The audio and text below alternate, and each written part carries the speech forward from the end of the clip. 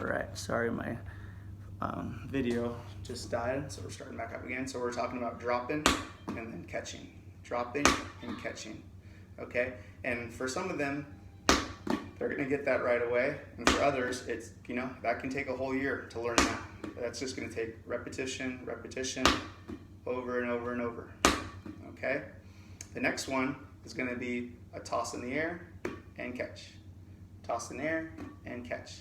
And for this one, I actually like to go in front of them and hold their hands under and then have them toss it and then remove my hands, and usually they can catch it on their own, okay? So just give them a nice light toss and have them catch it. So put your hands under it, toss it, and then remove your hands and see if they'll catch it. Because their mind, they probably don't want that ball to drop on the ground, so they're gonna do this, okay? And that's just the same thing. Just kind of remove one physical prompt after the other, okay? So after you finish with the bouncy ball, then we can move on to a small ball. Oops. Okay. So I have a small ball here, and we're gonna be working on throwing. If you don't have a small ball, you can also use a pair of socks and roll them into a ball. I know this isn't exactly a ball, but it works the same, okay? And I also like to use a laundry hamper like this for their target. Okay, so if this is a target right here, okay, and I have a ball right here, and we're working on the overhand throw, I usually say, okay, bring it to your ear, okay, and you might need to lift their elbow up to the ear, step with the opposite foot, so that might require you to kind of do this motion, or maybe even lift it up for the step, okay? So right here, step, it's always the opposite foot. When it's a ball, when it's a frisbee, it's the same, but for a ball, we're gonna use the opposite foot for the step. Okay, ear, step, throw, okay, and then the other step is follow through. You want to bring it across your body, so that way you're able to kind of turn your body, throw it, and then your hand comes to your opposite hip.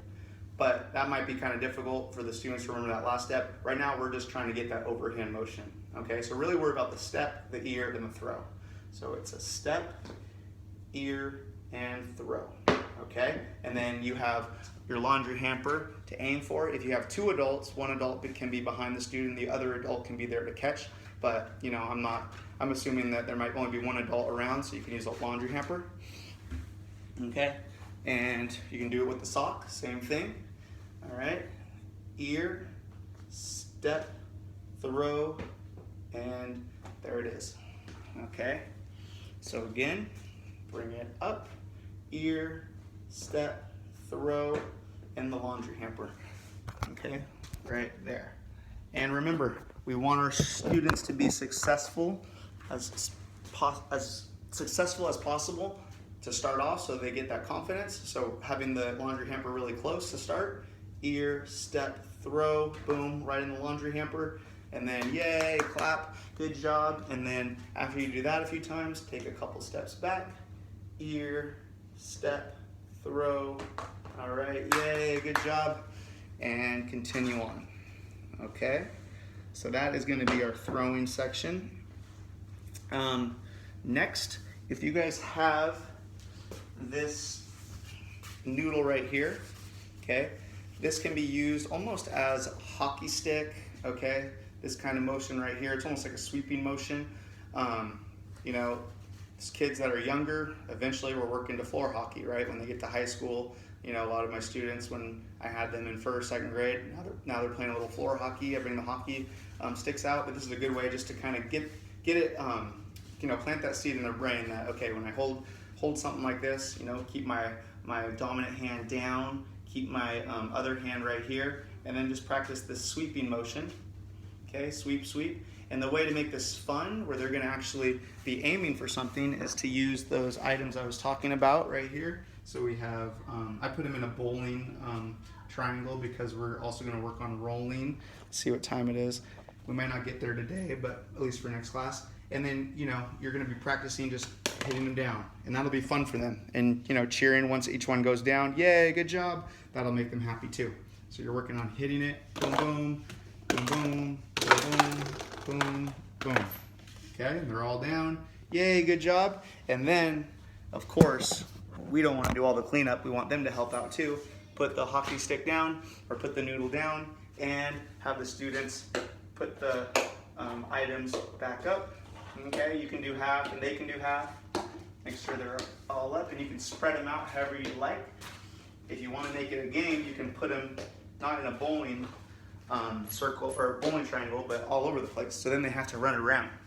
Okay, so now they're over here on the ground. Okay, they're kind of all over the place. And hand them the noodle and say ready, set, go. And here they go, knocking them on the floor. And boom, they're all down. Okay, so there goes 10 of them right there. Alrighty. You know what? I guess we can move on to the bowling section. And remember, just go through what they can get done in 30 minutes. I know this video is probably gonna be about 20, but if you take more time on certain items, that's great. Okay, I want the students to work on what they feel comfortable with, what you feel comfortable with, and you know, you want to see some progression, some improvement. So if you're not seeing it, then just keep repeating it. Try to get about 30 minutes in, or however long they can handle. Okay. All right. So for the bowling, we're gonna set it up. I set it up in a triangle. Okay, so 4 in the back, 3 in the middle, 2 in the other middle, and then 1 in the front. All right, and it looks just like that, Okay, and then for bowling, I would definitely say use a bigger ball like this. Okay, and to start, it's going to be very simple, because for rolling, for the students watching this, it's probably pretty difficult to get a real bowling where you step, get low, and roll. Yes, you can try it, but to start off, I would just have them put it through their legs and just roll it towards the pins and see how many they can get. Okay, 1, 2, and 3. And then you can move those out of the way, or you can set it back up. It's up to you.